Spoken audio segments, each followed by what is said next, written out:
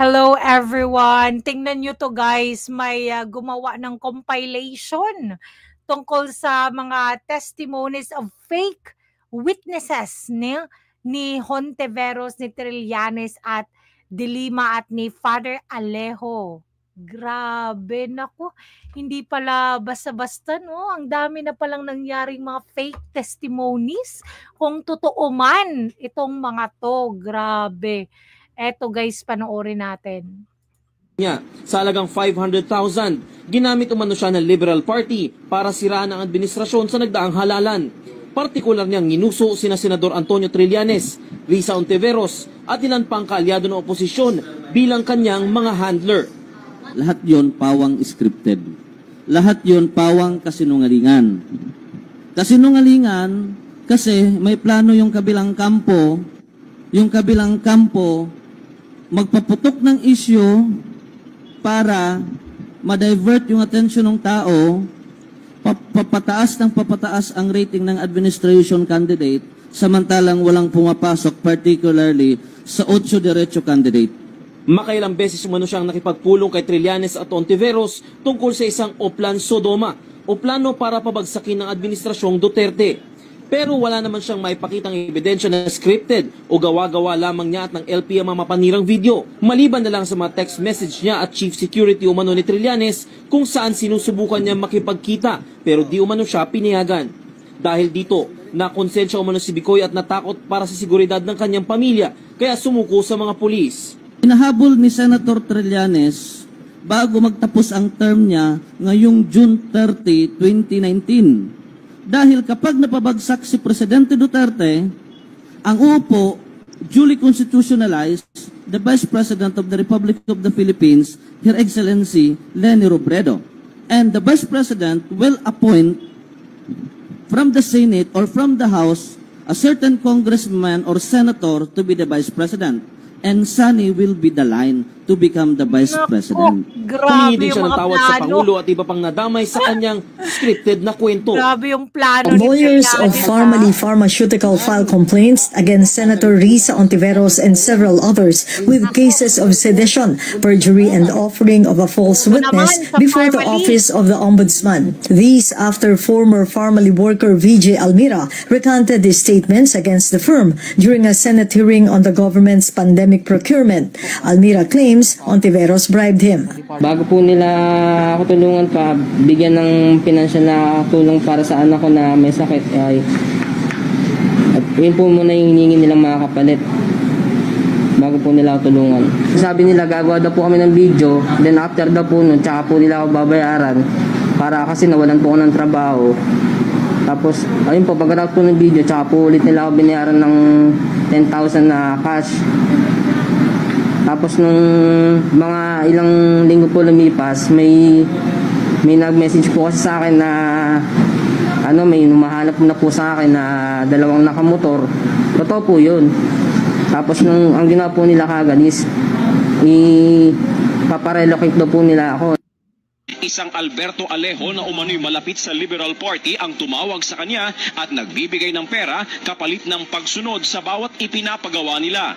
So sabi nila sa akin, katulad ng inano nila kay Las Cañas, kung makaupo kami ng Senado, 500,000. Pag makarating na doon sa ICC, another 500,000. May kredibilidad umano siyang magsalita dahil konektado siya sa isang konsehal na may dati umanong ugnayan sa Pangulo. May numero rin siya ni Presidential Assistant Bongo at mga larawang kasama ang Pangulo bilang patunay na malapit siya rito. Ang abogado naman ni Edgar Matubato na si Attorney Jude Sabio ang siyang naghahanda ng kanyang affidavit laban sa Presidente. Umabot ng 15 drafts ang affidavit dahil hindi umano kontento sa laman si Senator Antonio Trillanes IV at Senator Laila De Lima. Anong December, andun si Senator Trillanes.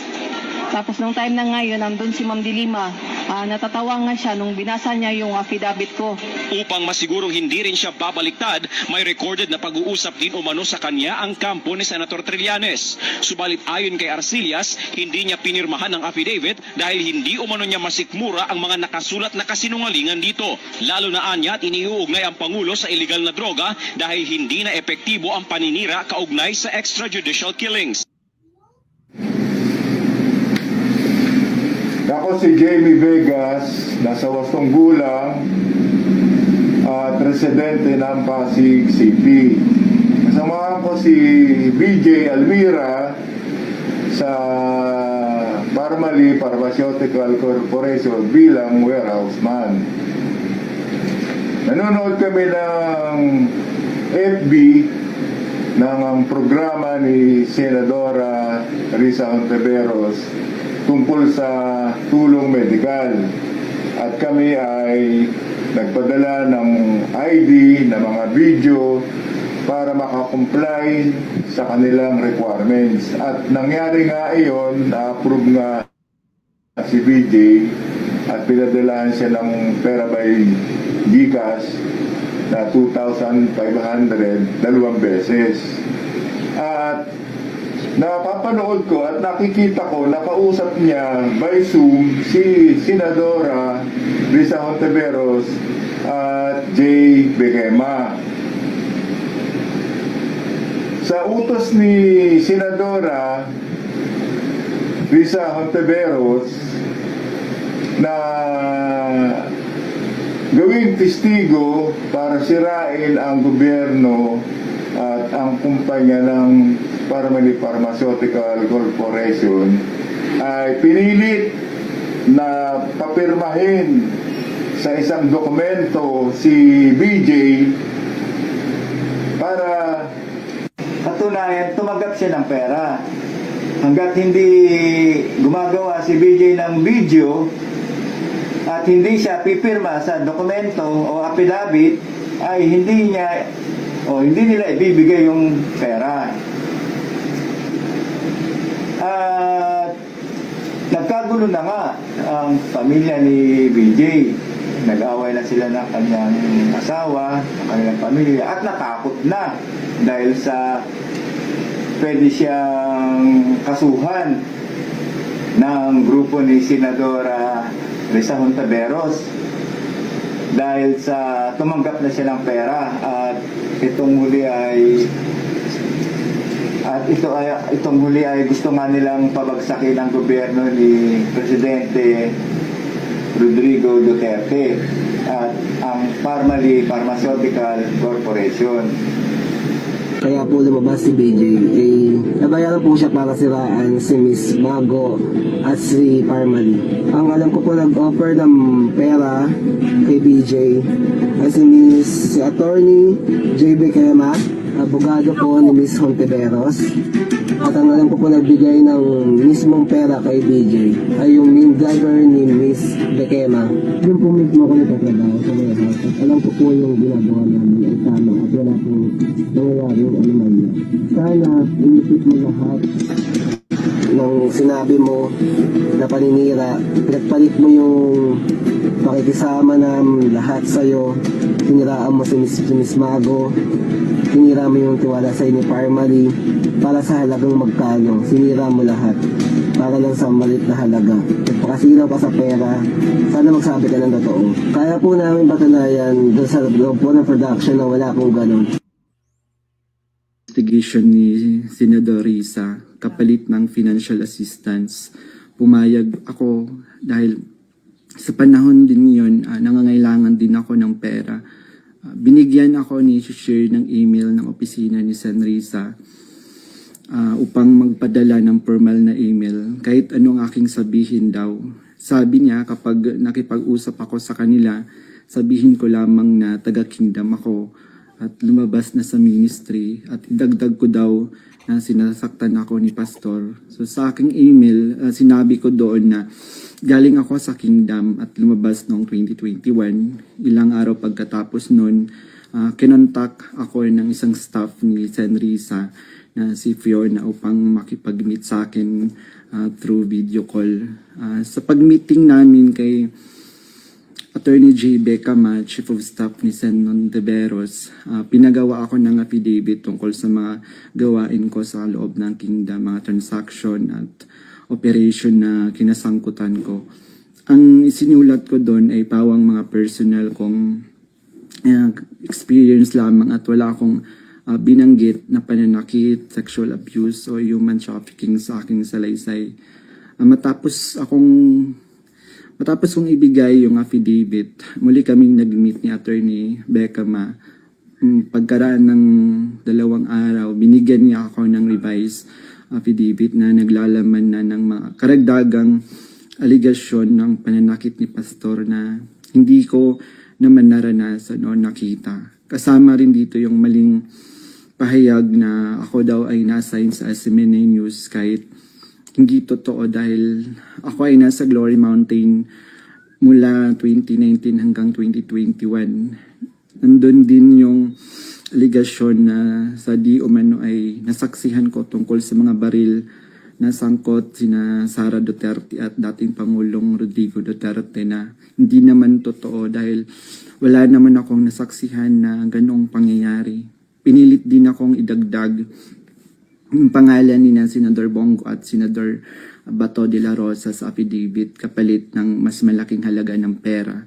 Pero hindi ko na sila isinama kasi baka umattend sila sa hearing at magtanong at makorner ako. Yung pag-appear ko sa Senate ay may reward na 500,000 na ibinigay nila sa akin at dagdag na 500,000 nang isinama ko si Sara Duterte at si dating Pangulong Duterte. So 1 million po lahat ng binigay sa akin. Isang linggo before ang Senate hearing noong February 19, 2024, pinatira ako sa isang kondo kung saan ako ay biniriefing at tinuruan tungkol sa mga dapat na isasagot ko sa tanong ni Senador Risa. Nag-meet kami niyan 2016 nung December kasi yun na nga nalaman ko na kasi kami isa ako po sa ni-recruit nila Antonio Trillanes, nila Father Alejo, no, na maging fake witness. With confidence and first-hand knowledge, Davao-based businesswoman, now turned vlogger Mina Barido, breaks her silence against self-confessed hitman Arturo Las Cañas. Las Cañas is now accusing Vice President Sara Duterte, linking the second highest official of the land to Oplan Tukhang, an anti-drug campaign during the Duterte administration. However, Barido claims Las Cañas is a fake witness who demanded millions for his new script meant to discredit the Dutertes, including former President Rodrigo Duterte. Talagang humingi siya ng down payment ng 19 million. Noong 2022, no, lumabas na naman to siya, nagdagdag na naman ng statement niya, no, nagdagdag na naman siya ng mga tao sa statement niya because, binabayaran siya for doing that, no? Barido also alleges that Las Cañas is colluding with former Senator Antonio Trillanes, who is once again speaking out against the Dutertes. Si Trillanes kasi is just a player. Kasi ang nasa likod po niyan na pangbabayad na pagpabagsak at that time na presidente si PRRD is mga taga-US, including itong sila Loida Luis. No, US ang nasa likod nito. In a statement issued Thursday, Duterte maintained that she had no involvement with the Davao Death Squad and dismissed the hitman's allegations as a fabrication. The Lady Duterte even challenges Las Cañas to file charges in court to substantiate his claims. Alam na natin na ito na naman sila Romualdez, sila Lisa Marcos, no, ang nasa likod nito. It is because, ang popularity kasi ng mga Duterte, yun yung gusto nilang pabagsakin. Yes. Sabi niya, sa halagang 500,000, ginamit umano siya ng Liberal Party. Hindi talaga kasi hindi nila talaga mapantayan yung popularity ng mga Duterte at saka yung love talaga ng mga Pilipino sa mga Duterte ay genuine. Hindi tulad sa kanila, alam mo yun, kailangan pang magbayad ng mga witness, kailangan pang, nako, talaga grabe, hindi lang pala isa, kundi ang dami na pala, nako. Kung totoo man to, bakit nandyan pa rin yan si Trillanes, nandyan pa rin yan si Hontiveros, no? Nakakaloka. Nako guys, kailangan talaga nating ipag-pray yung Pilipinas kasi wala na. Only God can save our country, guys. God save the Philippines. Don't forget to like and share and comment down below. Don't forget to subscribe as well to my channel. Have a great day. Bye.